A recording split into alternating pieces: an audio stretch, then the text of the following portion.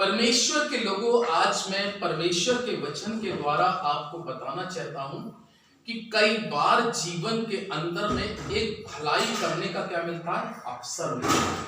क्या करने का? भलाई करने का अवसर मिलता है। लेकिन क्या परमेश्वर का वचन बताता है मालूम है कि जब हमारे जीवन में किसी भी प्रकार की भलाई करने का अवसर मिलता है और हम अगर उस वक्त भलाई करते हैं तो उस भलाई करने से हमारे जीवन का उजियारा चमकता है। लेकिन अगर हम उस वक्त कोई भी प्रकार की भलाई करने का खुदा हमारी जिंदगी में किसी भी क्षेत्र में मौका दे तो मैं बताना चाहता हूं कि कभी भलाई करने से रुकना नहीं चाहिए। क्यों नहीं रुकना चाहिए? क्योंकि इसमें पता है क्या लिखा है? याकूब की पुस्तक 4 अध्याय को निकालेंगे आज की इस पवित्र उपस्थिति में।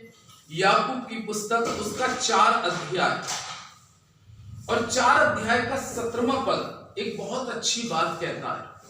खास तौर से ये वचन आज का जो मैं बता रहा हूं कि जब भी परमेश्वर हमको मौका देता है, कहीं पर भी मौका देता है, किसी भी जगह पे मौका देता है, तो हमें भलाई करने से रुकना नहीं चाहिए। क्योंकि जो इंसान भलाई करने से रुक जाता है उसके लिए वचन क्या कहता है 4 अध्याय के 17वें पद में? इसलिए जो कोई भलाई करना जानता है और नहीं करता उसके लिए ये क्या है? पाप है। मिला? याकूब 4 का 17। और यहां पे परमेश्वर का जीवित और पवित्र वचन स्पष्ट रूप से बता रहा है भलाई के बारे में कि जो कोई भलाई करना जानता है और अगर वो भलाई नहीं करता तो परमेश्वर का वचन यहां पर बतला रहा है याकूब 4:17 के अंदर में कि ये उसके लिए पाप गिना जाता है। क्योंकि परमेश्वर ने भलाई करने की हमें सामर्थ्य दी, हमें भलाई करने की शक्ति दी।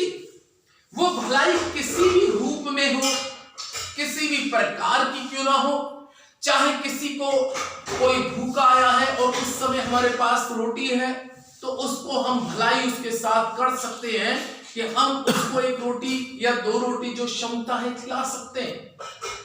खुदा के लोगों भलाई बहुत प्रकार की, अगर हम किसी गरीब को देखते हैं तो उसकी गरीबी को देखकर अगर हम उसके साथ भलाई करते हैं तो ये भी परमेश्वर जानता है। अगर हम कहीं पर भी किसी भी दायरे में अगर हम भलाई करते हैं तो परमेश्वर के लोगों ये हमारे लिए आगे की लाइफ के लिए बहुत बेहतर है कि हम अपने जीवन में भलाई करें। यही तो लिखा है याकूब की पुस्तक में 4 अध्याय के 17वें पद में क्या लिखा है? इसलिए जो कोई भलाई करना जानता है और नहीं करता उसके लिए ये क्या है? पाप है। यानी कि वो व्यक्ति पाप की और गुनाह की दशा में पड़ा है। जब मनुष्य पाप और गुनाह की दशा में होता है मालूम है, तो उसका मन पाप अपनी तरफ क्या कर लेता है? खींच लेता है।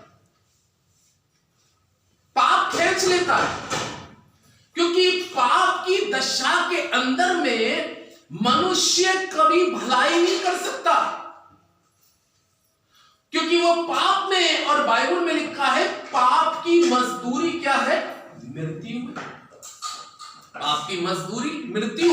यानी कि हम अगर भलाई करने की हमें सामर्थ्य या शक्ति हमारे को परमेश्वर ने दी है और उसके बाद में भी यदि हम भला नहीं करते तो परमेश्वर का वचन इस प्रकार से कहता है कि ये हमारे लिए पाप गिना जाता है। क्या गिना जाता है? पाप गिना जाता है। कौन सी दशा में? कि जब हम भलाई करना जानते हैं। भलाई किस किस प्रकार की होती है ये हर एक मनुष्य जानता है कि हम किस किस तरीके से क्या कर सकते हैं? भलाई कर सकते हैं। अब मैं आपको बताऊं, क्योंकि अभी मैंने पढ़ा कि जो भलाई करना जानता है और नहीं करता वो उसके लिए क्या है? पाप। वो उसके लिए क्या है? पाप। लेकिन पाप जब मनुष्य के जीवन में, जब पाप मनुष्य के जीवन में उत्पन्न होता है तो मालूम है पाप मनुष्य को भलाई करने से क्या कर देता है? रोक देता है। ये बिल्कुल डेफिनेट है, पाप रोक देता है। क्योंकि पाप नहीं चाहता, हमारे जीवन का आधम नहीं चाहता कि हम भलाई करके परमेश्वर की महिमा को बढ़ाएं। इसलिए पाप, अहंकार, घमंड, बहुत सी बड़ी बातें हमें कभी कभी परमेश्वर के काम में पाप जब मनुष्य के जीवन में आता है वो रोक देती है। दाऊद का मैं जिक्र करूंगा 39 ज़बूर के अंदर में, 39 भजन संहिता के अंदर में दाऊद का एक बहुत अच्छा आया है। और क्या लिखा है यहां पर? 39 भजन संहिता दाऊद के लिए लिखा है कि दाऊद के जीवन के अंदर में एक बार क्या आ गया था? पाप आ गया था। क्या आ गया था? लेकिन जब तक उसके जीवन में पाप नहीं आया था, अब आप सोचिए, दाऊद के जीवन में जब तक पाप नहीं आया था तब तक तो वो भलाई करने में क्या हुआ था? लगा हुआ था। जब तक पाप आधर्म उसके जीवन में नहीं आया था तब तक तो वो शाऊल के साथ भलाई कर रहा था, शाऊल के बेटे के साथ भलाई कर रहा था। जहां पर उसको भलाई करने का मौका मिल रहा था, बाइबल में लिखा है कि दाऊद भलाई करने में लगातार लगा हुआ था। लेकिन जब दाऊद के जीवन में एक गुनाह आ जाता है व्यभिचार का, जब दाऊद के जीवन में एक व्यभिचार का गुनाह आ जाता है, और बाइबल में लिखा है कि जब दाऊद के जीवन में वो पाप आकर समा गया तो मालूम है उस पाप ने उसके जीवन में जो भलाई करने का आत्मा उसके अंदर में था, जो भलाई करने की उसके अंदर ताकत थी, जो खुदा की रूह उसके अंदर से भलाई कराती थी। लेकिन बाइबल में क्या लिखा है परमेश्वर के लोगों 39 अध्याय के अंदर में, और उसके दूसरे पद को अगर हम पढ़ेंगे तो यहां लिखा है, मैं मौन धारण कर गूंगा बन गया और भलाई की ओर से चुप्पी साधे रहा और मेरी पीड़ा क्या हो गई? बढ़ गई। कितनी बड़ी बात कह रहा है। अभी मैंने पहला याकूब का वचन को शेयर किया कि जो भलाई करना जानता है, जो भलाई करना जानता है और नहीं करता, वो उसके लिए क्या है? पाप है। अब जब दाऊद के जीवन में मैंने ये दिखाया कि दाऊद उससे पहले भलाई करने का आत्मा उसके अंदर में था, कब तक? जब तक उसके जीवन में पाप नहीं आया। जब तक दाऊद के जीवन में कोई पाप नहीं था तब तक वो भलाई करने के लिए बिल्कुल तैयार रहता था। इसलिए उसने कहा जीवन भर भलाई मेरे साथ रहेगी। कितनी अच्छी बात लिखी उसने भजन संहिता 23 में है। पता है क्या लिखा है? इस चैप्टर को खोल के रखेंगे और 23 अध्याय का भजन संहिता 23 का 6 पद और पढ़ेंगे तो देखिए यहां पर दाऊद क्या कह रहा है? निश्चय भलाई और करुणा जीवन भर मेरे साथ बनी रहेगी। यहां तक तो बिल्कुल सही चल रहा था। हालेलुया। यहां तक कैसा चल रहा था? बिल्कुल सही चल रहा था। लेकिन जब दाऊद के जीवन के अंदर में पाप आ गया, यहां तक तो उसने कहा मैं जीवन भर भलाई मेरे साथ रहेगी। यानी कि मैं जीवन भर क्या करता रहूंगा? भलाई करता रहूंगा, भलाई करता रहूंगा। जहां पे मुझे अवसर मिलेगा, जहां पर मुझे समय मिलेगा, जिस जगह पर भी मुझे मौका मिलेगा, मैं भलाई करूंगा। लेकिन अभी हमने 39 भजन संहिता में क्या पढ़ा? जब दाऊद के जीवन के अंदर में पाप ने जन्म ले लिया। किसने जन्म ले लिया? पाप ने जन्म ले लिया। तो पाप जब उसके जीवन के अंदर में आया तो पाप ने, अब हम भजन संहिता 39 को फिर पढ़ेंगे, 23 अध्याय तक तो वो कह रहा है कि मैं जीवन भर भलाई करता रहूंगा। लेकिन जब 39 भजन संहिता में हम आते हैं तो दाऊद के जीवन का आधर्म, उसके जीवन का पाप जब उसके अंदर में प्रवेश कर जाता है और उसके पास में अब कोई आता है कि मेरे लिए भलाई कर दे, तो क्या कह रहा है दाऊद? 39 का 2 में पढ़ा, मैं मौन धारण करके गूंगा बन गया और भलाई की ओर से चुप्पी साधे रहा और मेरी पीड़ा क्या हो गई? बढ़ गई। यानी कि मेरे जीवन में ये अवसर दाऊद कह रहा आ रहा था कि मैं भलाई कर सकता था, लेकिन जो मेरे जीवन के अंदर में पाप प्रवेश कर गया, उसके कारण पाप ने मुझको क्या बना दिया। देखिए लिखा है पाप ने मुझको क्या बना दिया, गूंगा बना दिया। पाप ने उसको गूंगा बना दिया। उससे पहले 23 भजन संहिता कह रहा है कि निश्चय जीवन भर भलाई मेरे साथ रहेगी, लेकिन 39 भजन संहिता आते आते वो कैसा बन गया, गूंगा बन गया। गूंगा बनने का कारण क्या था, क्योंकि उसके जीवन में जो भलाई का आत्मा था, जो भलाई करने का आत्मा था, जो भलाई करने की सेवा थी, वो उसके जीवन से तब निकल गई जब उसके जीवन में अधर्म उत्पन्न हो गया। और पाप जब उसके जीवन में आ गया तो पाप के साथ में वो मृत्यु की दशा में है। पाप में मनुष्य किस दशा में, मृत्यु की दशा में। अब जब पाप उसके जीवन में आ गया वो मृत्यु की दशा में, यानी कि शरीर तो जिंदा था लेकिन आत्मा उसकी मर चुकी थी। और इसलिए परमेश्वर का जो भी काम होता है भलाई का, वो आत्मा से होता है जब तक मनुष्य आत्मा में तैयार ना हो। इसलिए उस आत्मा ने, उस बुराई ने, उस पाप ने दाऊद की आत्मा को मार दिया।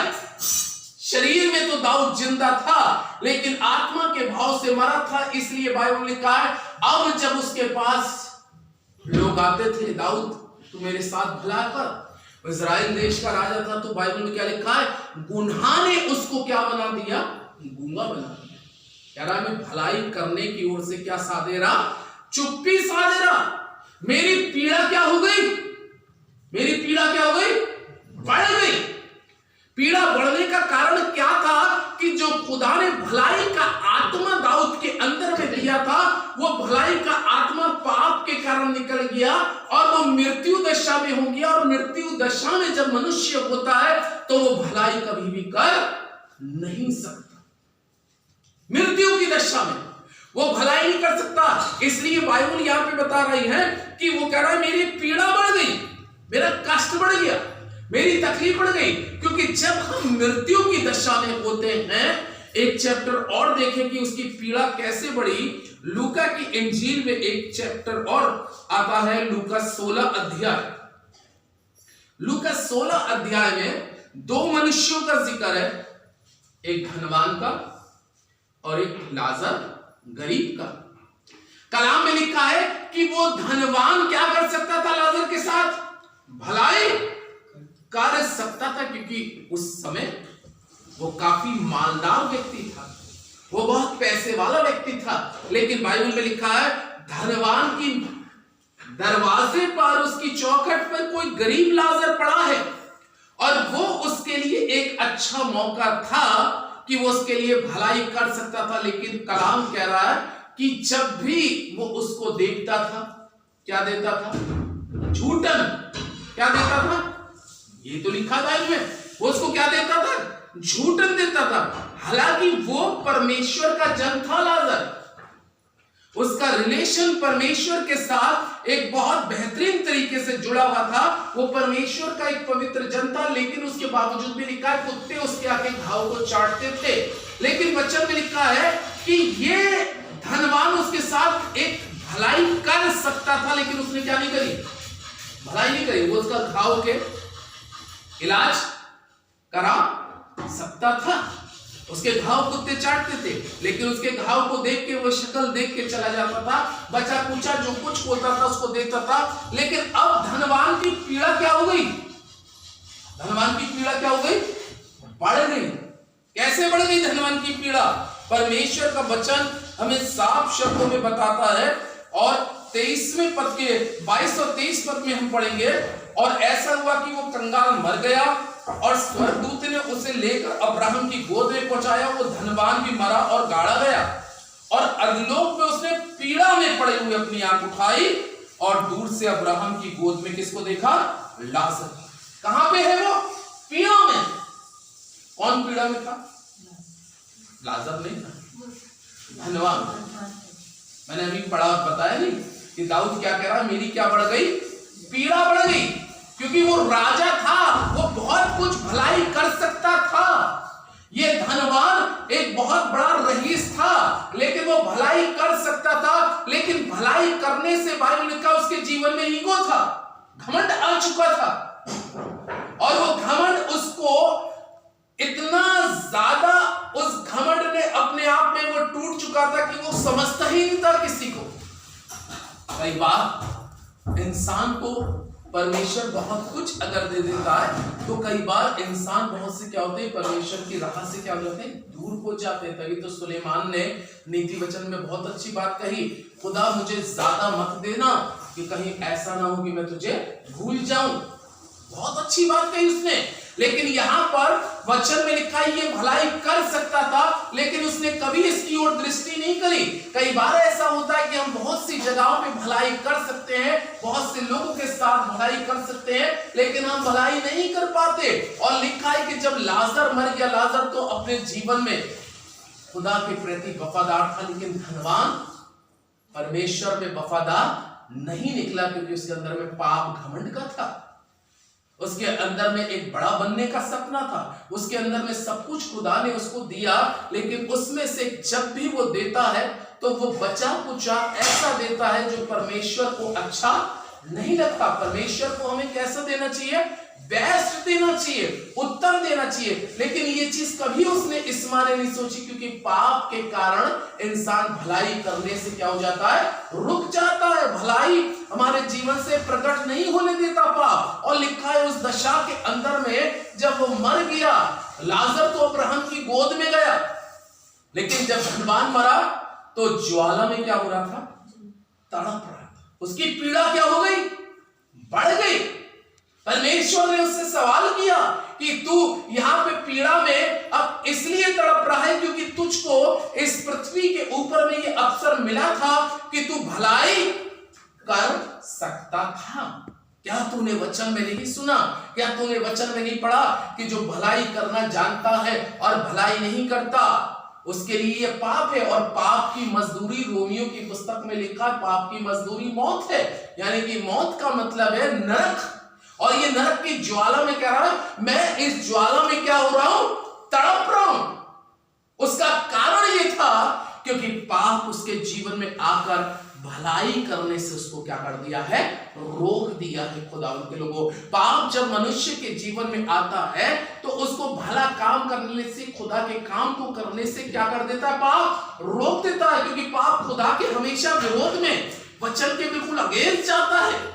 इसलिए एक पद और देखते हैं, और मत्ती की इंजील के अंदर में उसका 5 अध्याय, प्रभु चाहता है कि आपकी भलाई का उजियाला, मत्ती 5 अध्याय, अब 5 अध्याय का 16 पद को अगर हम देखेंगे तो 16 पद में क्या लिखा है, लिखा है उसी प्रकार तुम्हारा उजियाला मनुष्यों के सामने चमके कि वो तुम्हारे भले कामों को देखकर तुम्हारे पिता की जो स्वर्ग में है क्या करे, बड़ाई करे।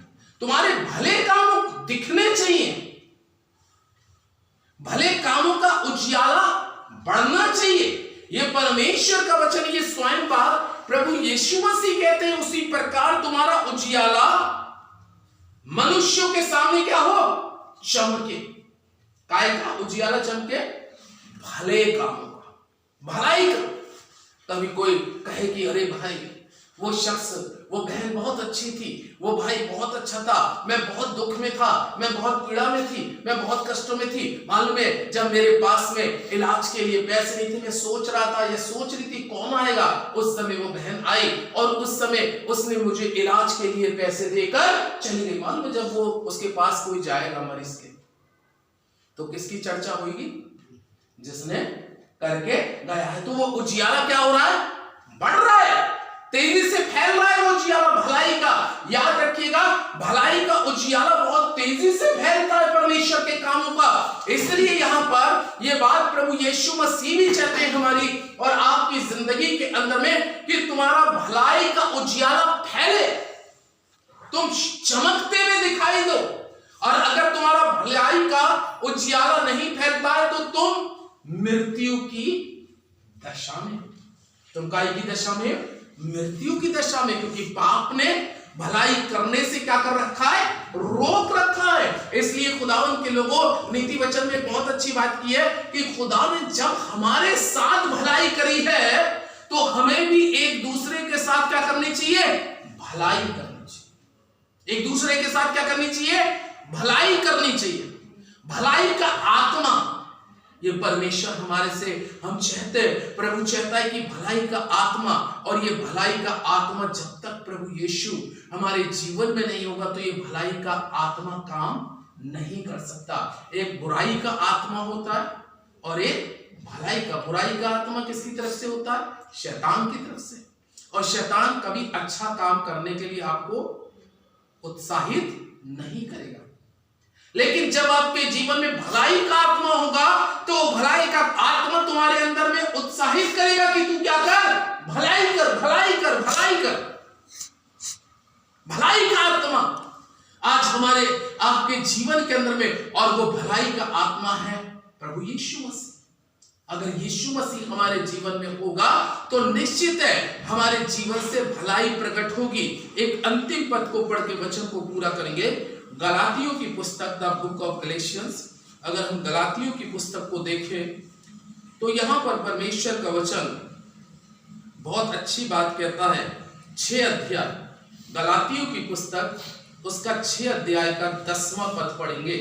और यहां पे गलातियों 6 के 10 में लिखा है, इसलिए जहां तक अवसर मिले हम सबके साथ क्या करें, भलाई करें, और विशेष करके विश्वासी भाइयों के साथ। हालेलुया।